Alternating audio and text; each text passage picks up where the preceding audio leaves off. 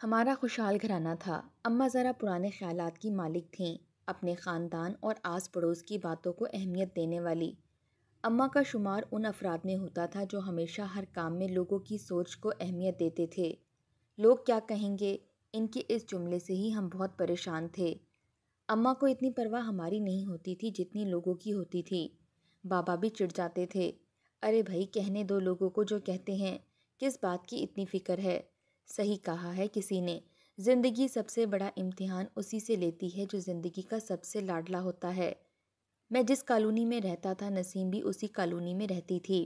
وہ جب بھی کالج جاتی، راستے میں آتے جاتے میں اسے دیکھتا تو مشکل سے ہی دل کو سنبھال پاتا۔ وہ اتنی خوبصورت تھی کہ کوئی اسے ایک نظر دیکھے تو دوبارہ دیکھنے کی خواہش کرے۔ میں تقریباً پڑھائی سے فارغ ہو چکا تھا اور نوکری نہ ملنے کے باعث محلے کے کونے پر کھڑا پایا جاتا تھا۔ ایک دن نسیم کالج کے لیے نکلی تو راستے میں ہی اسے روک لیا۔ سوچا اس سے بات کر کے دیکھتا ہوں کیا کہتی ہے۔ میری اس حرکت سے وہ بہت گھبرا گئی تھی، مگر میں نے صرف اس کے بھائی کا نام لے کر اس کے بارے میں پوچھا اور کچھ کہنے کی ہمت نہیں ہوئی۔ اس کی گھبراہٹ دیکھ کر الٹا مجھے شرمندگی ہونے لگی۔ بلا وجہ میری وجہ سے وہ کتنی پریشان ہو گئی تھی، حالانکہ اس دن میرا پکا ارادہ تھا کہ اپنی پسند کا اظہار کر دوں گا۔ ادھر اماں مجھے نوکری تلاش کرنے پر زور ڈالتی۔ ان کی ایک ہی رٹ تھی کہ جلدی نوکری تلاش کرو تاکہ وہ میرے سر پر سہرا سجا سکیں، اور میں ابھی یہ سب نہیں چاہتا تھا۔ سب دوست کہتے تھے کہ شادی ایک بہت بڑی ذمہ داری ہے۔ کچھ میرے دل میں بھی یہ خیال تھا کہ نسیم بھی ابھی اپنی پڑھائی سے فارغ ہو جائے تو اماں کو اپنی پسند بتا کر اس کا ہاتھ مانگ لوں گا۔ ابھی اماں کو کچھ کہنے کی جرت نہیں تھی۔ میں روز فائل اٹھاتا اور مختلف اداروں اور کمپنیوں میں قسمت آزمانے چلا جاتا۔ ان جگہوں پر میرے جیسے اور بھی بے شمار لوگ مستقبل کے خوبصورت خوبصورت خواب سجائے وہاں بیٹھے ہوتے تھے۔ اتنے سارے لوگوں میں سے کسی ایک کی قسمت جاگتی اور باقی سب منہ لٹکائے اپنی فائل بغل میں دبائے کسی اور جگہ قسمت آزمانے نکل جاتے۔ یہ روز کا معمول تھا، لیکن مجھے ابھی تک نوکری نہیں ملی تھی۔ میں اب نسیم کو آتے جاتے دیکھتا اور ٹھنڈی آہیں بھرتا کہ کب مجھے نوکری ملے اور کب میں اماں کو اپنا رشتے کے لیے نسیم کے گھر بھیجوں۔ میرے گھر سے 2 گھر چھوڑ کر نسیم کے گھر کے قریب میرا ایک محلے کا دوست رہتا تھا۔ زیادہ دوستی نہیں تھی، بس محلے داری کی وجہ سے کبھی کبھی کرکٹ ٹیمیں ہونے کی وجہ سے اچھی سلام دعا تھی۔ اچھی شکل و صورت کا مالک تھا، اس کے بال گھنگریالے تھے اور وہ بھی آج کل نوکری کی تلاش میں تھا۔ اس کی پڑھائی بھی مکمل ہو چکی تھی۔ میں نے اکثر نوٹ کیا کہ وہ نسیم کو اسی نظر سے دیکھتا ہے جس نظر سے میں نسیم کو دیکھا کرتا تھا۔ ہو سکتا ہے میرا وہم ہو یا پھر ویسے بھی سب لڑکوں کی عادت ہوتی ہے۔ میں اکثر یہی سوچتا کہ لڑکے تو آتے جاتے تقریباً ہر لڑکی کو تاڑتے ہیں، یقیناً یہ بھی ایسے ہی دیکھتا ہوگا۔ مگر ایک دن میں نے محسوس کیا کہ جب نسیم وہاں سے گزرتی اور وہ لڑکا اسے دیکھتا تو نسیم بھی اسے مسکرا کر دیکھتی۔ 1-2 بار تو میں نے ایسے ہی نوٹس لیا، پھر اس کے بعد میں نے خاص توجہ سے دیکھنا شروع کیا تو واقعی دونوں کی آنکھیں چار ہوتے ہی دونوں مسکراہٹوں کو ایک دوسرے کی طرف اچھالتے۔ میرے لیے یہ بات بہت تکلیف دہ تھی، لیکن میں بے بس تھا، کچھ نہیں کر سکتا تھا کیونکہ میرا کوئی تعلق نہیں تھا۔ بس گھر آ کر سوچ سوچ کر سڑتا رہتا اور پلاننگ کرتا کہ کس طرح نسیم کو اپنی کیفیت کے بارے میں بتاؤں اور اس لڑکے سے پیچھا چھوٹے۔ مجھے کوئی طریقہ سمجھ میں نہیں آتا تھا، ایک تو نوکری کا مسئلہ اور دوسری طرف صرف میری محبت جو مجھ سے دور جاتی ہوئی دکھائی دے رہی تھی۔ میری پریشانی بڑھتی جا رہی تھی۔ کیا کروں، مجھے کیا کرنا چاہیے؟ میں اپنی دن رات کی ان سوچوں سے پریشان رہنے لگا اور اب گھر والوں کو بھی میری صورتحال سے کچھ پریشانی ہونے لگی کہ آخر بات کیا ہے۔ وہ مجھ سے اکثر پوچھتے کہ کیوں تم اتنا پریشان رہتے ہو، اصل بات بتاؤ، اور میں ٹال دیتا، بس نوکری کا کہہ کر چپ کرا دیتا۔ حالانکہ مجھے دوسرا مسئلہ بھی تھا جو میں ابھی بتانا نہیں چاہتا تھا، مگر کب تک؟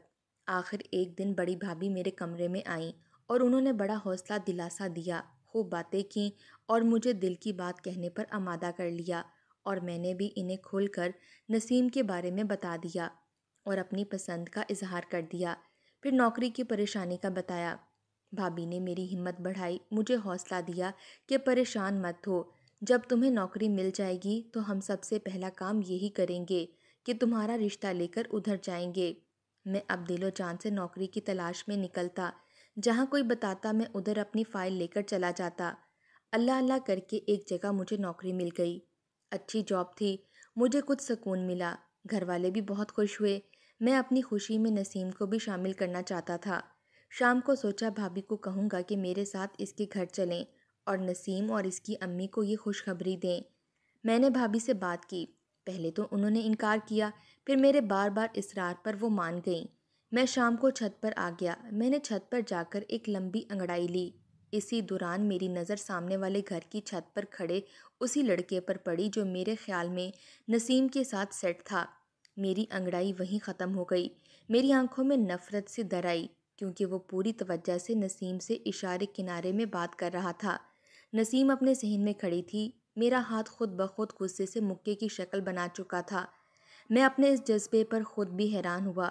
اتنے میں نسیم کی نظر مجھ پر پڑ گئی اور وہ جلدی سے کمرے میں چلی گئی۔ میں نفرت سے اس لڑکے کو گھورنے لگا۔ حد کرتا ہے، وہ میری ہے اور تو اسے آنکھ مٹکا کر رہا ہے، چھوڑوں گا نہیں، میں نے دل ہی دل میں کہا۔ 2 منٹ بعد وہ لڑکا بھی نیچے اتر گیا۔ میں پھر سوچنے لگا کہ اب کیا کروں، اس سے پہلے پانی سر سے اونچا ہو جائے۔ مجھے کوئی قدم اٹھانا ہوگا۔ میں فکر مندی سے ہاتھ ملنے لگا۔ ہاں، مجھے جلد کچھ کرنا ہوگا۔ میں یہی سوچتے ہوئے نیچے آ گیا۔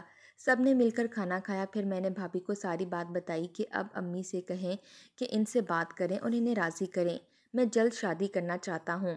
بھابھی نے مجھے تسلی دی اور کہا کہ آج ہی امی کو میری پسند سے آگاہ کریں گی اور جلد کوئی حل نکالتے ہیں۔ خیر، میری فکر مندی دیکھ کر بھابھی نے امی کو ساری بات بتائی۔ پہلے تو امی نے انکار کیا کہ ابھی نہیں، ابھی تو جاب شروع ہوئی ہے، ویسے بھی محلے داری ہے، باتیں بنیں گی۔ مگر بھابھی نے امی کو قائل کر لیا۔ شام ہوئی تو امی اور بھابھی میرا رشتہ لے کر نسیم کے گھر گئیں۔ وہ جب تک اس کے گھر رہی میں بے چینی سے ادھر ادھر ٹہلتا رہا اور دل ہی دل میں دعائیں پڑھتا رہا کہ خدا کرے اس کی امی فوراً مان جائے، کوئی پریشانی نہ بنے۔ کوئی 2-3 گھنٹے بعد وہ دونوں واپس آ گئے۔ میں جلدی سے ان کے سامنے گیا کہ مجھے کچھ بتائیں، کوئی خوشخبری دیں، پر وہ دونوں میری طرف ایک نظر دیکھ کر اندر گزر گئیں۔ میرا دل زور زور سے دھڑکنے لگا۔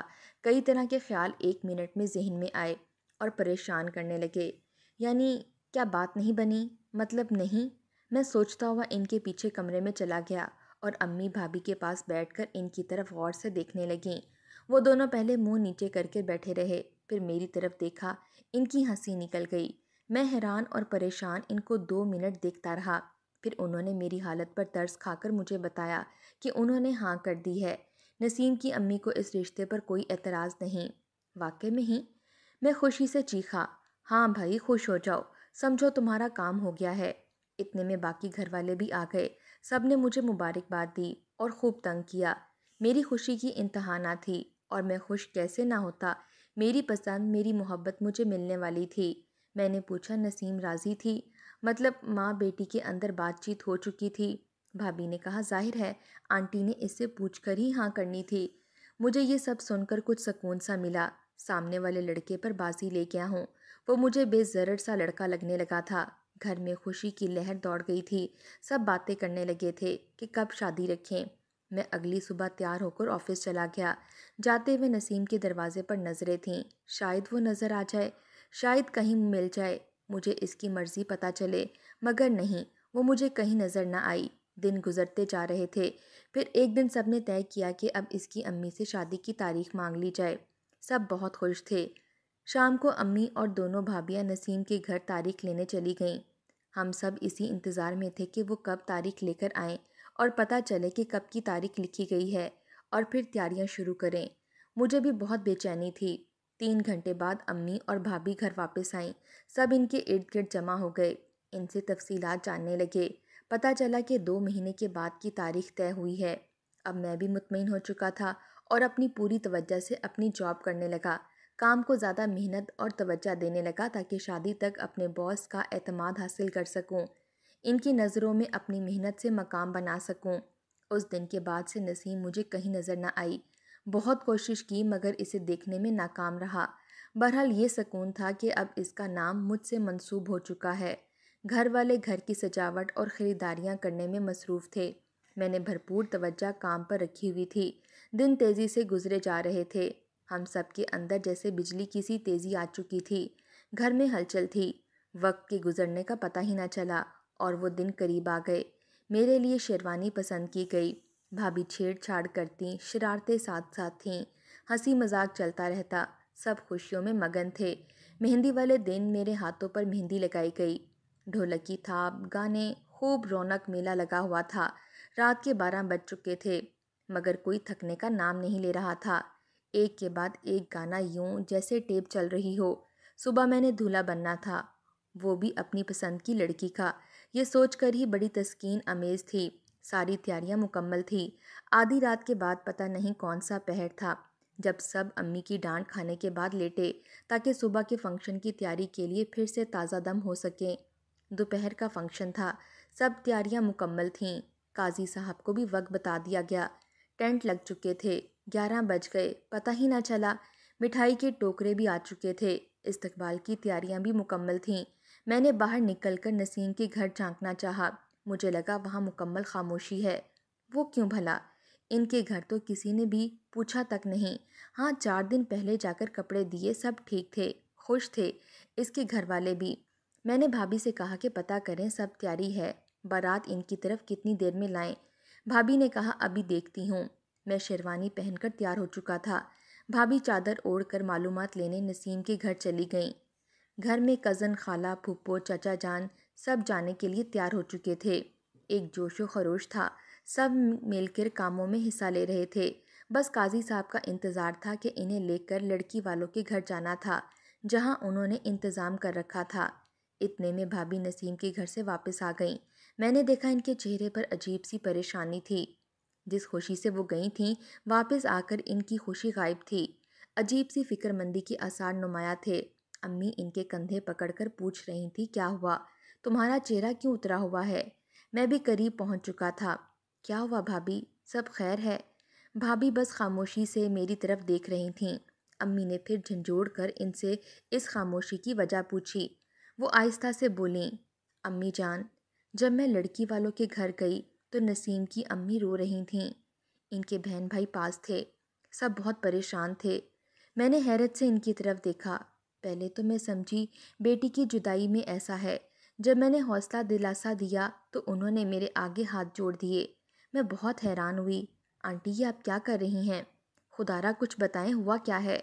तब वो कांपती आवाज़ में बोली कि नसीम इस शादी से खुश नहीं थी। हालांकि मैंने पूछा था, वो खामोश रही। सिर्फ इतना कहा कि अभी ना करें।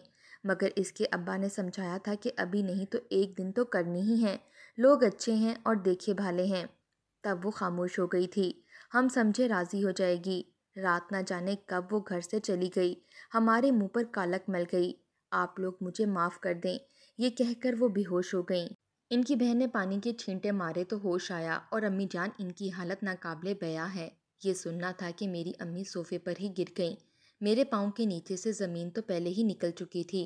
भाभी की कहानी सुनकर ऊपर से अम्मी की हालत देखकर मैं और परेशान हो गया। या मेरे मौला, ये सब क्या है और मेरे ही साथ क्यों हो रहा है?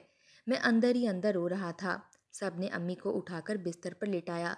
जिस घर में थोड़ी देर पहले खुशियां नाच रही थीं, वहां अब गम के साए मंडलाने लगे।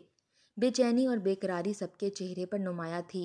मैं अपने कमरे में सर पकड़कर बैठ गया। मेरा दिल चाह रहा था जोर जोर से चीखें मारकर अपने दिल का गुबार निकाल दूं। इसने मेरे साथ ऐसा क्यों किया? पहले ही इनकार कर देती, यूं रुस्वा तो ना करते। अब क्या होगा? बाराती आ चुके थे। किसी ने बताया कि काजी साहब भी आ चुके हैं। अब तो मेरे अपने होश उड़ चुके थे। अब क्या करना? कज़न आते और हौसला देकर चले जाते। शायद घंटा इसी तरह गुजर गया। कुछ देर के बाद अम्मी कमरे में आईं और मैं इन्हें देखकर खड़ा हो गया। वो सदियों की बीमार लग रही थीं। मैंने बड़ी मुश्किल से अपने आंसू जब्त किए। अम्मी ने मुझे सीने से लगाया। मैं छोटे बच्चे की तरह अम्मी के सीने से लगकर खूब रोया। बज़ाहिर आंखें खुश्क थीं, मगर दिल धाड़े मार मार कर रो रहा था। मेरे दिल का खून हुआ था। अम्मी ने बिस्तर पर बैठकर मुझे अपने पास बिठाया और अल्लाह के कामों की हिकमत बताई, हौसला दिया और इस मसले का जो हल बताया वो सुनकर मेरा सर घूम गया। मेरी आंखों के सामने अंधेरा छाने लगा। अम्मी ने कहा, क्योंकि सब मेहमान आ चुके हैं और काजी साहब भी, अब तमाशा बनने से बेहतर है तुम मेरी भतीजी से निकाह कर लो। सबके मुंह बंद करने का वाहिद रास्ता यही है। कुछ नहीं हो सकेगा। या तो लोगों के सामने अपनी माँ का तमाशा बनवा लो या खामोशी से इस निकाह के लिए राज़ी हो जाओ। अल्लाह की हिकमत इसी में है।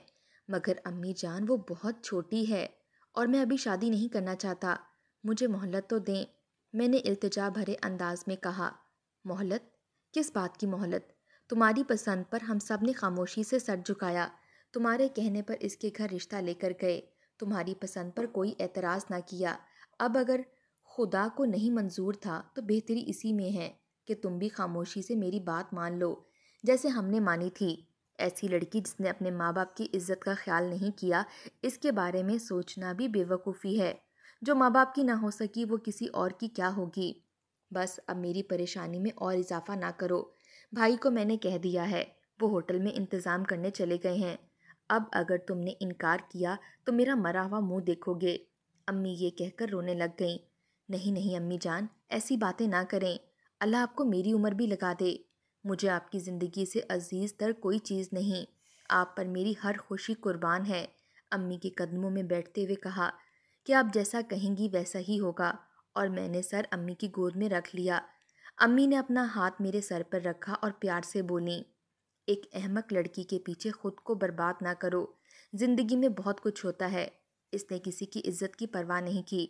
तुम भी ज़िंदगी में आगे बढ़ जाओ, सब कुछ भुलाकर। जी अम्मी जान। मैंने आंसू जब्त करते हुए अम्मी की बातों में हाँ मिलाई। खैर घर के ख़ास लोगों को प्रोग्राम बता दिया गया। लोगों को कहा गया कि अब होटल में बारात जाएगी।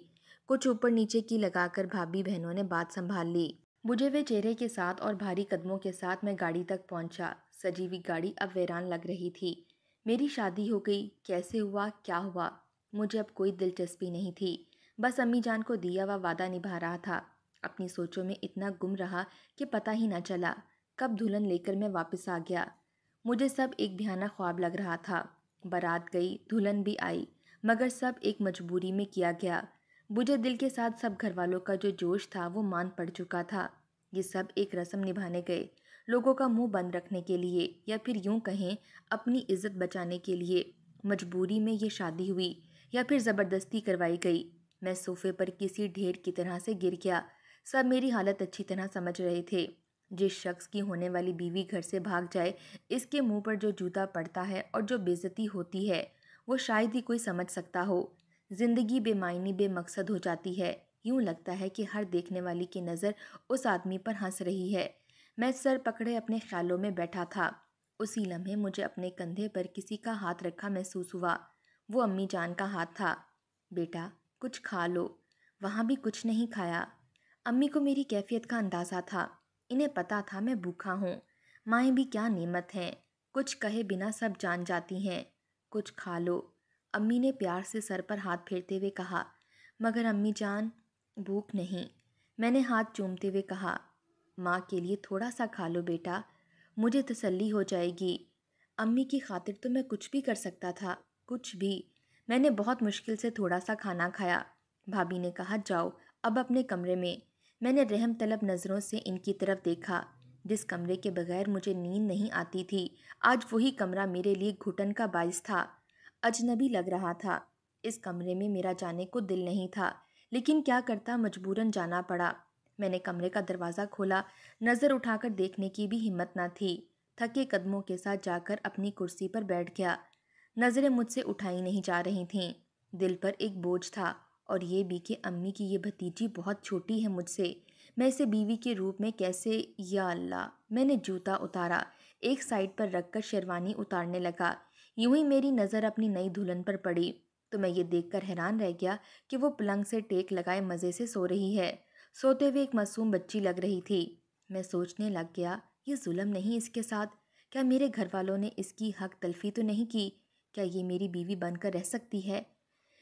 या क्या मैं इसे बीवी का दर्जा दे सकूंगा? मैं आराम से बिस्तर पर लेटा ताकि इसकी नींद खराब ना हो। पता ही ना चला कब नींद आई, सुबह हुई। यूं लगा जैसे बहुत जल्द सूरज निकल आया हो। करवट बदली तो चौंक कर एकदम सीधा होकर बैठ गया, क्योंकि मेरी ज़बरदस्ती की बीवी मेरे करीब बैठी बड़े इन्हिमाक से मुझे देख देख कर मुस्कुरा रही थी। मुझे बिल्कुल भी इससे इस तरह की हरकत की उम्मीद ना थी। मैं तो इसे ना समझ कर टाल रहा था। मुझे अचानक यूं सीधा बैठा देखकर वो खिलकर हंसी। क्या आप डर गए? इसने बेवकूफ़ी से पूछा। नहीं नहीं नहीं, तो डरना किस बात का? मैंने गला साफ करते हुए आराम से कहा कि आप रात को बहुत देर से कमरे में आए थे। मेरा हाथ अपने हाथों में लेते हुए कहा। मैं इसकी इस हरकत से एकदम चौंक गया। मेरी पेशानी पर पसीना चमकने लगा। میں جسے چھوٹا اور معصوم سمجھ رہا تھا وہ اتنی بھی معصوم نہیں تھی۔ ہاں کچھ دیر ہو گئی تھی، میں نے ہاتھ چھڑاتے ہوئے کہا۔ تم سو رہی تھی؟ جی مجھے جلدی نیند آ جاتی ہے، آپ مجھے اٹھا دیتے، اس نے مسکرا کر مجھے کہا۔ میں اس کی اس بات سے حیران تھا۔ نہیں میں تھکا ہوا تھا۔ خیر میں اٹھا اور فریش ہونے چلا گیا۔ میرا اس کمرے میں 1 منٹ رکنے کا بھی دل نہیں تھا۔ میں نکلا اور کمرے سے باہر جانے لگا۔ آپ کہاں جا رہے ہیں؟ اس نے معصومانہ انداز میں سوال کیا۔ کہیں نہیں، ابھی آتا ہوں۔ یہ کہہ کر میں ٹی وی روم میں صوفے پر نڈھال ہو کر گر گیا۔ چھت کو گھورتے ہوئے سوچنے لگا کہ میرے ساتھ ہوا کیا ہے؟ کیا نسیم اس سامنے والے لڑکے کو پسند کرتی تھی؟ کیا وہ دونوں بھاگے ہیں؟ امی اپنی چائے بنا کر اپنے کمرے میں چلی گئی تھیں۔ میں آرام سے اٹھ کر باہر نکل گیا۔ نسیم کے گھر کی طرف دیکھنے کی خواہش مر چکی تھی، البتہ اس لڑکے کا پتہ کروانا چاہتا تھا۔ ایک طرف چند بچے کھیل رہے تھے۔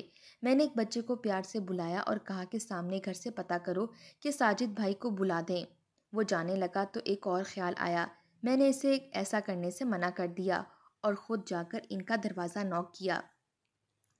3-4 بار ایسا کرنے کے بعد ایک شخص باہر آیا۔ وہ نہ تو اس کے ابو تھے اور نہ ہی بھائی۔ محلے میں رہ کر اتنا تو پتہ ہوتا ہے کون ہمارے محلے کا ہے اور کون نہیں۔ میں نے موقع غنیمت جانا اور پوچھا، میں ساجد کے دفتر سے ہوں۔ کام تھا، دفتر میں ملا نہیں، کہاں ہے؟ وہ میں نے دیکھا وہ آدمی جو بھی تھا یقیناً اس لڑکے ساجد کا ماموں چچا تھا۔ اس کے چہرے پر نمایاں گھبراہٹ تھی۔ اس کی پریشانی میں نے بھانپ لی۔ وہ ساجد، وہ دراصل کسی کام سے شہر سے باہر چلا گیا ہے، کوئی ضروری کام تھا۔ اس نے لرزتی آواز میں کہا۔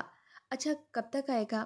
میں باس کو بتا دوں گا، اگر وہ پوچھیں گے کہ کب آئے گا۔ اس کا تو مجھے پتہ نہیں کہ کب آئے گا، تو بتا دوں گا۔ اللہ حافظ ٹھا کر کے دروازہ بند ہوا اور وہ اندر چلا گیا۔ میں دروازے کے ساتھ کھڑکی سے کان لگائے کھڑا تھا۔ مجھے اندر سے آواز آنے لگی، اب اس کے دفتر سے پوچھنے آئے ہیں، کل محلے والوں کو پتہ لگے گا۔ ہمارے بیٹے کا کارنامہ ایسا ہے کہ ہم کسی کو منہ دکھانے کے قابل نہیں رہے۔ کم بخت بتا دیتا، عزت سے اس کا رشتہ مانگ لیتے۔ اس لڑکی کے گھر والوں کے منہ پر بھی کالک ملی اور ہمیں بھی کسی کو منہ دکھانے کے قابل نہیں چھوڑا۔ میں کھڑا سب سن رہا تھا۔ میرا شک یقین میں بدل چکا تھا، یعنی یہ دونوں۔ مجھے اسی دن سمجھ جانا چاہیے تھا اور ان کے معاملے میں ٹانگ نہیں اڑانی چاہیے تھی۔ اس رسوائی سے بہتر تھا میں اپنی یک طرفہ محبت کا گلا گھونٹ دیتا۔ 3 دل 2 گھر ٹوٹنے سے بچ جاتے۔ میرا گھر تو نہ چاہتے ہوئے بھی بس گیا تھا۔ میرا دل ٹوٹ چکا تھا۔ میں کچھ دیر وہاں کھڑا رہا، پھر اپنے وجود کا بوجھ اٹھائے واپس گھر آ گیا۔ امی نے مجھے باہر سے آتے دیکھا تو حیران ہوئیں۔ تم کب باہر گئے تھے اور کیوں؟ طبیعت ٹھیک ہے؟ انہوں نے فکر مندی سے پوچھا۔ جی امی، ایسے ہی گیا تھا۔ چائے دوں؟ انہوں نے پوچھا۔ دے دیں۔ صبا سو رہی ہے؟ امی نے کمرے کی طرف جاتے ہوئے پوچھا۔ دیکھ لیں اٹھی ہوئی تھی۔ میں وہیں صوفے پر لیٹ گیا۔ میرے دماغ میں ساجد کی گھر سے آنے والی باتیں گونج رہی تھیں۔ میں سوچنے لگا اس کا مطلب وہ دونوں ایک دوسرے سے محبت کرتے تھے اور میرے ساتھ رشتہ ہونے پر دونوں نے بھاگ جانا مناسب سمجھا۔ اف، کتنا بھیانک اور تکلیف دہ قدم اٹھایا ان دونوں نے۔ کیوں کیا ایسا؟ اگر نسیم اپنی امی کو اپنی پسند بتا دیتی تو یہ سب نہ ہوتا۔ کیا یہ سب میری وجہ سے ہوا؟ اگر ان کی سچی محبت تھی تو قسم سے میں راستے سے ہٹ جاتا، یوں سب کے گھر والوں کو پریشانی سے بچا لیتا۔ ایک بار وہ کہتی تو، لیکن کیا محبت اتنی خود غرض ہوتی ہے، یا بے وقوف یا پھر اندھی؟ کیوں سوچنے سمجھنے کی صلاحیتیں ختم ہو جاتی ہیں؟ نہیں، محبت جذباتی ہو سکتی ہے مگر سچی محبت اپنوں کو دکھ نہیں دیتی۔ یہ کیا کیا تم دونوں نے؟ کیا کیا؟ میں اپنے سر پر آہستہ آہستہ مکے مار رہا تھا۔ تبھی امی میرے کمرے سے باہر آئیں اور سیدھا میرے پاس آ کر بولیں، کیا ہوا میرے بچے، سر درد ہے؟ لاؤ میں دبا دوں۔ امی نے بڑے پیار سے سر پر ہاتھ رکھا۔ نہیں امی جان، آپ خود بھی بہت تھکی ہوئی ہیں، ابھی آرام کریں، میں گولی کھا لوں گا تو ٹھیک ہو جاؤں گا۔ امی نے ماتھا چوما اور چلی گئیں۔ میں پچھتاوے کی چکی میں پس رہا تھا، مگر کیا ہو سکتا تھا؟ اس زندگی کو اب خاموشی سے گزارنا ہی تھا اور سمجھوتے کی پٹری پر چلنا تھا، اپنے لیے اور اپنوں کے لیے۔